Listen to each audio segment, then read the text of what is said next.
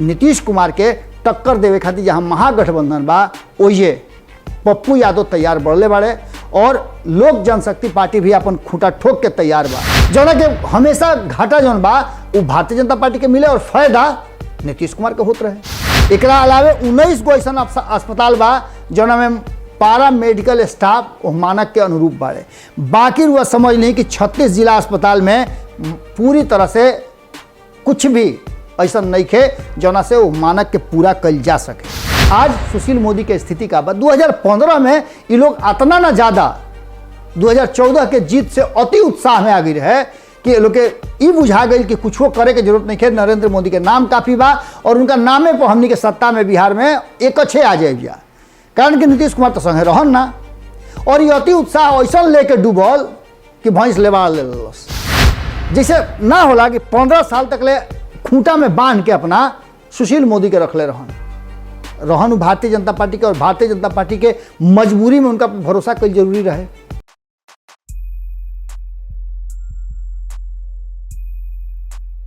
लोग कहले कि आग दिया लगोले बा, लोग कहले कि आग दिया लगोले बा, ये भुला जाले कि असली किरदार तो हवा नहीं बहले बा। गोड़ लागत नहीं हेरा से अभिनंदन वर्गों के अपना कार्यक्रम जना के नाम है खूंटा ठोक के।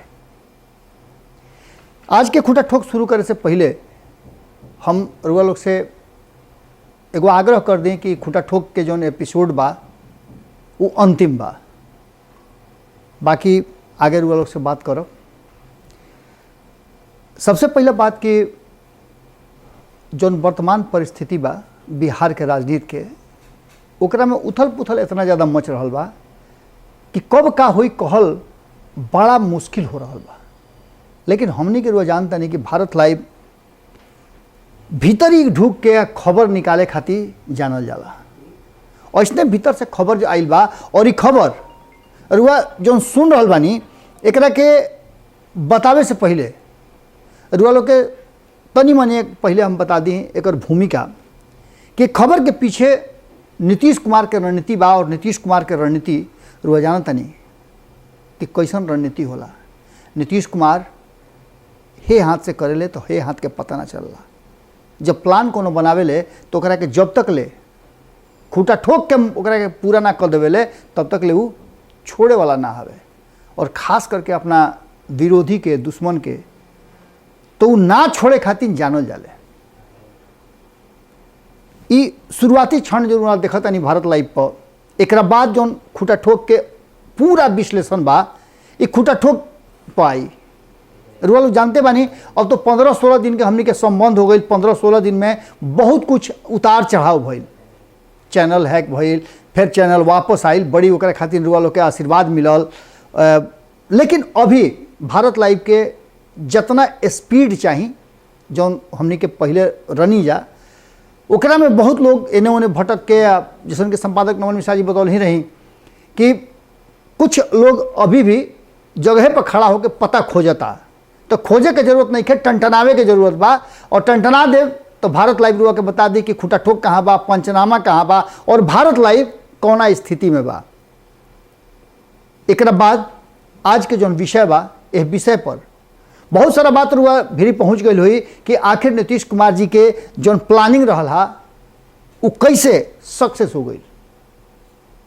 पूरा रुआ के बताओ तनी, कारण कि कुछ तो चीज़ रुआ लगातार सुन रहा बनी।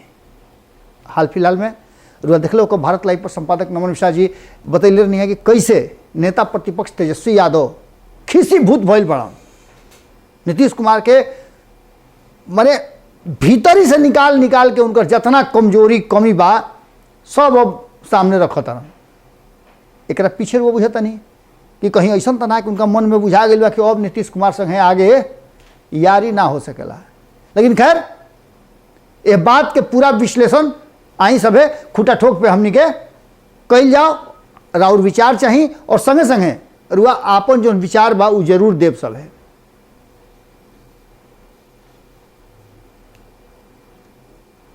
अगर रुआ भारत लाइव से हो करके आओ तनी तो रुआ खातिर एगो संदेश बा। संदेश ही बा कि खूंटा ठोक अब पटना बिहार से बाहर जा रहा बा। दिल्ली से अब रुआ लोग से सीधे बातचीत हुई कुछ समय बा रुआ लोग के पता ही रहा कि अप्रैल में तबीयत हमार खराब हो गई रहे, आईसीयू में भर्ती भई रही। रुआ लोग के बहुत आशीर्वाद मिलल, ईश्वर के अनुकंपा रहे, डॉक्टर लोग के प्रयास से हम फिर रुआ लोग के सामने बानी। विशेष तनी जांच खातिर आग्रह रहा डॉक्टर साहब के कि दिल्ली तक जाके दिखा ली, तो दिल्ली जा रहा बानी। और बीच में रुआ लोग से संबंध बनल रहे, एकरा खातिर खूटा ठोक पर रुआ लोग से रोज भेंट हुई।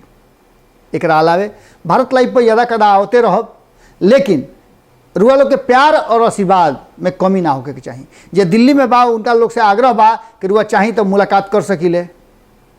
बाकी जौन राउत खूटा ठोक बा वो लगातार दिल्ली से भी ससमय आवत रही और कोशिश हमार रही कि बिहार के राजनीति से और देश दुनिया के राजनीति से जुड़ल जो छोट बड़ बात बा ओकरा के भीतर से निकाल के रुआ लोग तो पहुँचाई, जना से रुआ लोग के सीधा सरोकार बा। तो एकरा विषय पर आज जो मुख्य विषय बा कि नीतीश कुमार के प्लान सक्सेस कैसे हो गई, एकरा पीछे के कुछ रणनीति जाने के पड़ी रुआ। नीतीश कुमार वर्तमान परिस्थिति में 2020 में जौना तरीका से अपने लोग से सतावल रहे हा, उ इनका एहसास हो गई रहा। वो एहसास होते नीतीश कुमार अपन रणनीति में बदलाव कैले और रणनीति में बदलाव के सबसे पहला काम रहे कि जे उनका के पीछे ढकेल बा वो सब लोग से बदला लिया। हालांकि नीतीश कुमार के वो जानता नहीं कि पिछला 15-16 साल से जब से बिहार के गद्दी पर वो काबिज भइले तब से एक छत्र राज करता रहे, केहू उनका आगे पीछे अंगुरी दिखाए वाला ना रहा। लेकिन वर्तमान परिस्थिति में जैसे तनिक कमजोर भइले तो वो जानता नहीं कि अबरा के मौग या सबके भौजी होला। वही तरीका से नीतीश कुमार के जेकरे मन करता वह खोद देता, जेकरा मन करता वह चिढ़ा देता, वह बिरावे लगता, हुले ले भइल बा। लेकिन ये सब बात में नीतीश कुमार सब बर्दाश्त करके घूमी सधले बान, तेरा मतलब बा कि कुछ ना कुछ बड़ खेला करी हैं। कारण कि जब जब चुप होले खेल बढ़न होला। एक खाली फिर उनकर प्लानिंग जौन बा उ लौके लागल बा। पहिलका तो नजर आयल हुई कि चर्चा है बात के भई रहे कि नीतीश कुमार अपने ना उसका के रुआ के परेशान करेले। ये बात देखे के रुआ बहुत पहले से मिलत हुई। लेकिन अब जो स्थिति बा कि नीति आयोग के रिपोर्ट आई रहा। नीति आयोग के रिपोर्ट जो जानता नहीं कि केंद्र सरकार के संस्थान है जौना में राज्य लोग के विकास और उनकर अलग अलग मानक अलग अलग पैमाना पर उनकर गुणवत्ता के जांच होला। जैसे ना दूध में रुआ इलेक्ट्रोमीटर डाल दिले तो पता चल कि कितना पानी बा कितना का बा, वही तरीका से राज्य के विकास और उनकर कईल गई काम के आकलन नीति आयोग करला। वो हिसाब से वो राज्य के अनुदान या फिर योजना बना करके उनका के साथे लेके चलेला। बिहार में भी वह स्थिति बा और पिछला कई साल से रुआ लगातार देख लो कि बिहार पिछड़ल आवता नीति आयोग के रिपोर्ट में। कई गो ऐसा रिपोर्ट रहा जो के लेकर के बिहार सरकार इनकार कर दिलस। हाल फिलहाल में रुआ 2-3 दिन पहले सुन ले कब कि विजेंद्र यादव बड़ी खिसिया के जो उनकी प्लानिंग के मंत्री भी बनन, वो बड़ी खिस पीत में रहन और कहले कि भेर झूठो मूठ के खाली आऊँ जाऊँ बतिया के हमनी के बदनाम करे के कोशिश हो रहा बा। बिहार के विकास के मानक बहुत तेज बा, केहू कुछो कहले कतनो नीति आयोग के रिपोर्ट कहले, बाकी तो हमनी के विकास में अव्वल बानी जा। कुछ आंकड़ा भी पेश कैले रहन। वो आंकड़ा के हिसाब से वो प्रमाण दिले रहन कि जहाँ देश के जीडीपी के रेट का बा उसमें बिहार के का बा, बिहार के ग्रोथ रेट का बा, ये सारा चीज के दिखा करके साबित कैले रहन कि बिहार बेहतर परिणाम दे रहा बा और बेहतर ढंग से विकास कर रहा बा। लेकिन जब विकास कर रहा बा तो फिर रुआ विशेष राज्य के दर्जा के जरूरत का बा, ओकरो खातिर वो कहले रहन। जब अपन प्रमाण देवे लगले तो कहले कि ना हमरा विशेष राज्य अब मांगे के जरूरत नहीं है। लेकिन बात एकरा अलावे कुछ और हो गई बा। नीतीश कुमार के रणनीति रुआ जानता नहीं कि नीतीश कुमार अपना हिसाब से लोग के ढाल लेवेले और नीतीश कुमार अपना प्रभाव में कई लोग के रख लेवेले 15 साल तक ले। जैसे ना होला कि 15 साल तक ले खूंटा में बांध के अपना सुशील मोदी के रख ले रहन भारतीय जनता पार्टी के। और भारतीय जनता पार्टी के मजबूरी में उनका भरोसा कई जरूरी रहे, कारण कि बिहार में सत्ता चल जाइए अगर सुशील मोदी हट जी तो 2015 एक ऐसा समय आयल जना घड़ी भारतीय जनता पार्टी के जो नयका नेतृत्व आई रहे अमित शाह और नरेंद्र मोदी वाला, ओकरा 2015 में अभी बहुत कुछ जांचे परखे के रहे। रुआ लोग के याद हुई कि खूटा ठोक में ही खाली रुआ से कहले रही कि 2013-14 के बात बा, ओकरो से पहले 2012-13 के बात हो जब अमित शाह के तड़ी पार कल गई रहे, गुजरात से उनका के बाहर रहे के बात कहल गई रहे, और ऐसा स्थिति में वो बिहार भी आई रहन। वो घड़ी बड़ी लहकत रहे सुशील मोदी के। सुशील मोदी बिहार के उप मुख्यमंत्री रहन और बुझी के मुख्यमंत्री रहन। भारतीय जनता पार्टी में केहू बोले वाला रहल न रहे, और नीतीश कुमार उनका के अपना कान्हे पे बैठौले रहन, तो के उनका से बोली। अमित शाह 5-6 दिन आकर के बिहार में टिका रहन। जो लोग बतियावेला भारतीय जनता पार्टी के, चाहे अलग अलग राजनीतिक दल के लोग बतियावेला, जानते बनी बातचीत होत रहेला, तो बातचीत में ये बात सामने आई कि सुशील मोदी से मिले खातिर अमित शाह लगातार प्रयास कैले, लेकिन सुशील मोदी उनका से भेंट ना कैले। कारण रहे कि भेंट कर लीते तो नीतीश कुमार के खराब लागित, और यही चलते भेंट ना कैले रहन। आज परिस्थिति जस्ट उल्टा हो गई बा, पलट गई बा। और पलटला के वो मतलब समझता है नु कि अमित शाह अभी सबसे ऊपर की कुर्सी बैठल बड़न, और आज सुशील मोदी के स्थिति का बाद 2015 में ये लोग इतना ना ज़्यादा 2014 के जीत से अति उत्साह में आ गई रहे कि ये लोग के ई बुझा गई कि कुछ करे के जरूरत नहीं है, नरेंद्र मोदी के नाम काफ़ी बा, और उनका नामे पर हमनी के सत्ता में बिहार में एक अच्छे आ जाए जा। कारण कि नीतीश कुमार तो संगे रहन ना, और ये अति उत्साह ऐसा लेके डूबल कि भैंस लेवा ले लस। स्थिति ऐसा खराब भइल कि सत्ता तक छोड़ी ना, महागठबंधन के इतना सीट आइल कि कहे लायक हाल नहीं है। ये सब बात के लेकर के भारतीय जनता पार्टी के शीर्ष नेतृत्व रहे, ओकर अब ध्यान ये लोग पर पड़ गई कि तो हमनी के बरगला दिहल लोग। जना के नतीजा भइल कि तब से लेकर के धीरे धीरे धीरे धीरे ये लोग के पावर कम करत गई। हालांकि सुशील मोदी एक बारी फिर से अपन स्थिति के बढ़िया कर ले, नीमन कर ले, लेकिन भारतीय जनता पार्टी के शीर्ष नेतृत्व बुझ गई रहे कि ये लोग भारतीय जनता पार्टी से ज़्यादा नीतीश कुमार के प्रति लॉयल बा, उनका प्रति ज़्यादा वफादारी दिखा रहा बा। ये में कुछ लोग के संगठन रहे, सुशील मोदी गुट एगो अलगे गुट रहे, जना के विरोध में भी कई लोग खड़ा रहे। अश्विनी चौबे, गिरिराज सिंह, सच्चिदानंद राय, बहुत लोग के नाम बा, गोपाल नारायण, इस सब लोग के नामों में शामिल हुए। और इस सारा लोग अलग गुट के रहे लोग, जो उनके नीतीश कुमार से 36 के आंकड़ा लोग चलत रहे। लेकिन सुशील मोदी सब पर भारी पड़त रहे, कारण कि सत्ता में उनका संगे रहे वाला बहुत लोग रहे, जो उनकी भारतीय जनता पार्टी के में रह करके नीतीश कुमार के प्रति वफादार रहे, और सुशील मोदी के हर बात पर हामी भरत रहे। जौन के हमेशा घाटा जौन बा वो भारतीय जनता पार्टी के मिले, और फायदा नीतीश कुमार के होते रहे।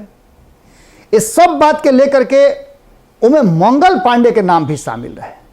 वो लोग के याद हुई कि सुशील मोदी के साथ नंदकिशोर यादव, एक अलावे प्रेम कुमार, मंगल पांडे, 3 लोग के तिकड़ी रहे। प्रेम कुमार के, नंदकिशोर यादव के, सुशील मोदी के। ए तिकड़ी के चौकड़ी पूरा करे खातिर मंगल पांडे रहन।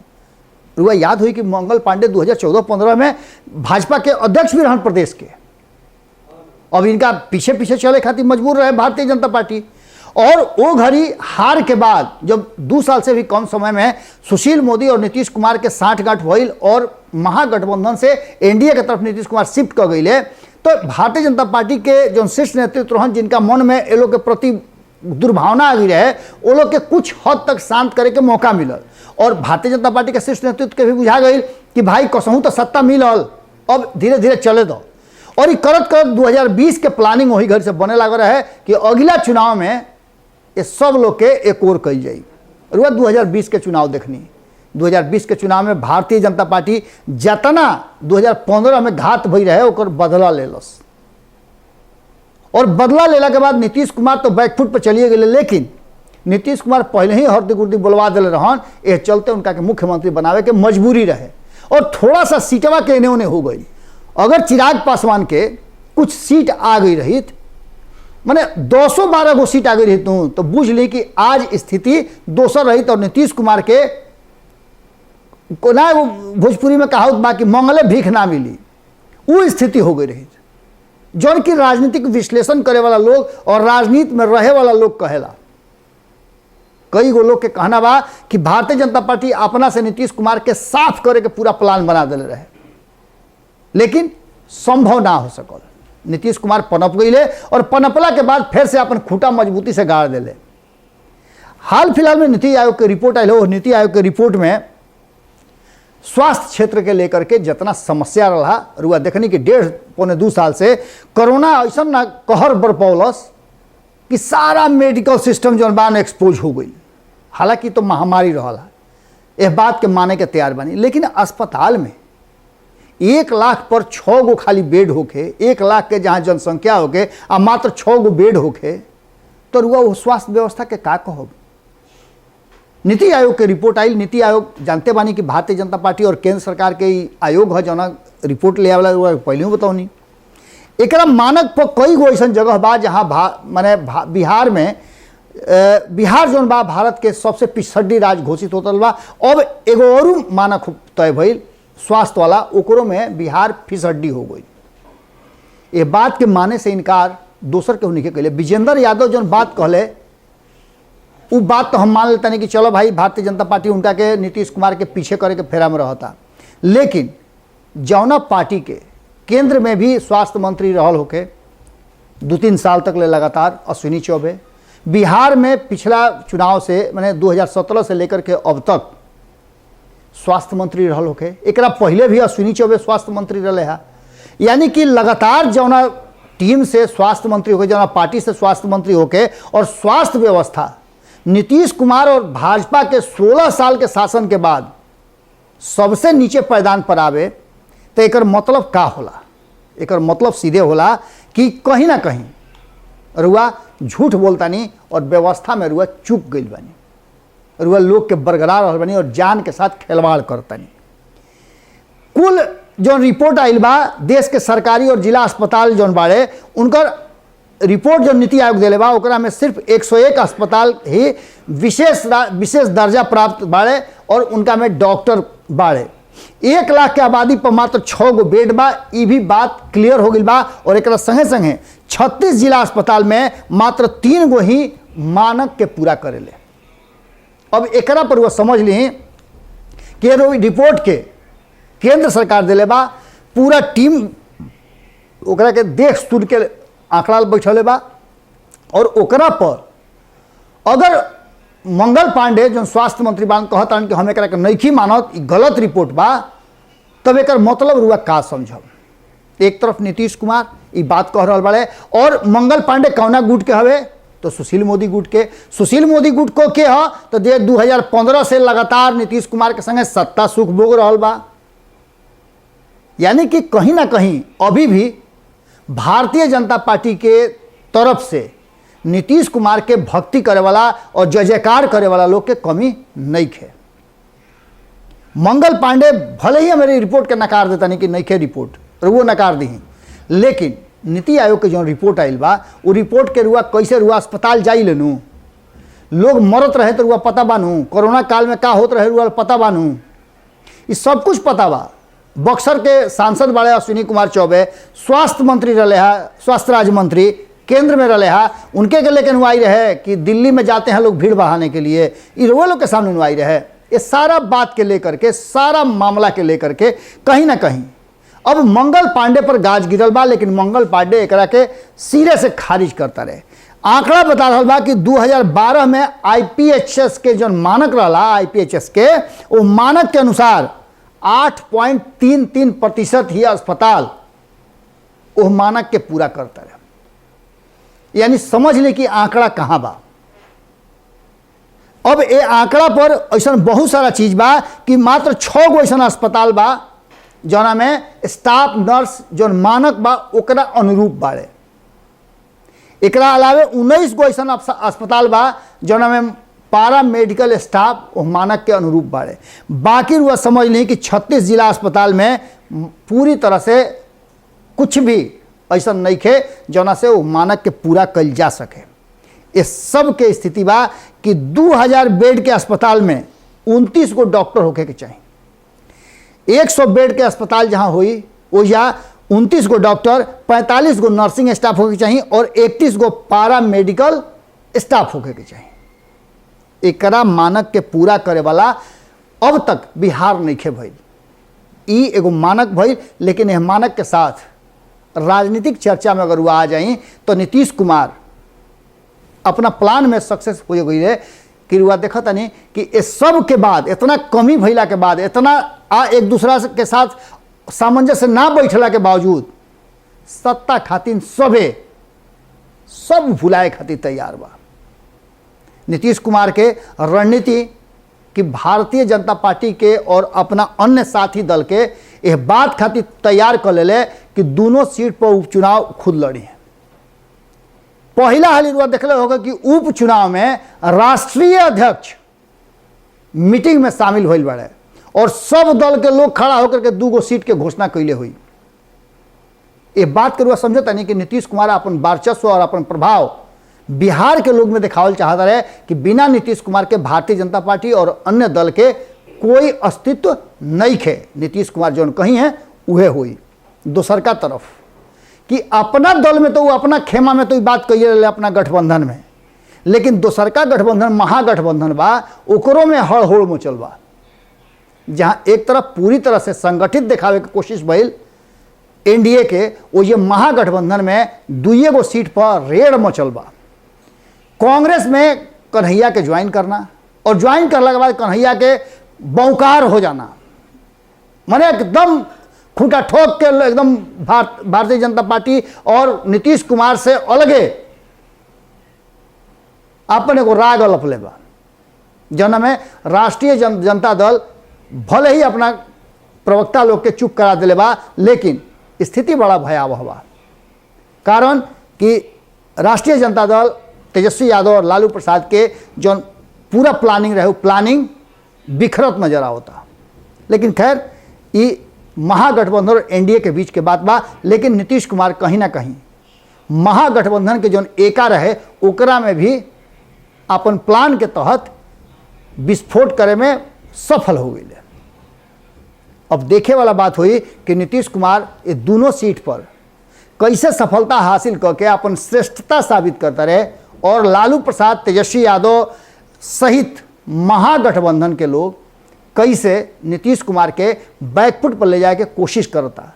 लड़ाई जबरबा और यह लड़ाई में जातीय समीकरण के साथ साथ सामाजिक समीकरण के भी बड़ा योगदान हुई। ये बात के मान के चलें कि नीतीश कुमार के लौकुश समीकरण पूरी तरह से अब देखे के मिल रहा बा। ओजे SC/ST के जो एगो मात्र सीट बा कुशेश्वर स्थान ओकरा पर भी टसन जबरदस्त बा और ये टसन में नीतीश कुमार के टक्कर देवे खातिर जहाँ महागठबंधन बा ओजे पप्पू यादव तैयार बढ़ले बाड़े और लोक जनशक्ति पार्टी भी अपन खूंटा ठोक के तैयार बा। रुआ सुन ले संपादक नमन मिश्रा जी ये पूरे विषय पर विश्लेषण के लिए अगर रुआ नहीं देख ले तो रुआ जाके देख सकिले भारत लाइव पर भी और पंचनामा पर भी। रुआ यह बात के माने तहे तह खोल के पता चल जाई कि आखिर नीतीश कुमार के रणनीति कितना कारगर बा और कैसे अपन सक्सेस खातिर नीतीश कुमार सब कुछ दाव पर लगा दिले बड़े। आज के खूंटा ठोक में यही विराम देता नहीं। रुआ लोग से शुरू में कहले रहनी है कि ये अंतिम खूंटा ठोक है। देखिए अंतिम खूंटा ठोक ऐसे है कि पटना में और पटना स्टूडियो से आज हम विदा ले रहल बानी। रुआ लोग से हमारा भेंट हुई दिल्ली में। काल से राउर खूंटा ठोक के दिल्ली से सीधे आई और रुआ लोग से जुड़ल रहे से हम कभी अपना के वंचित ना कर सकिले। फिर काल से भेंट हुई। गोड़ लागत नहीं।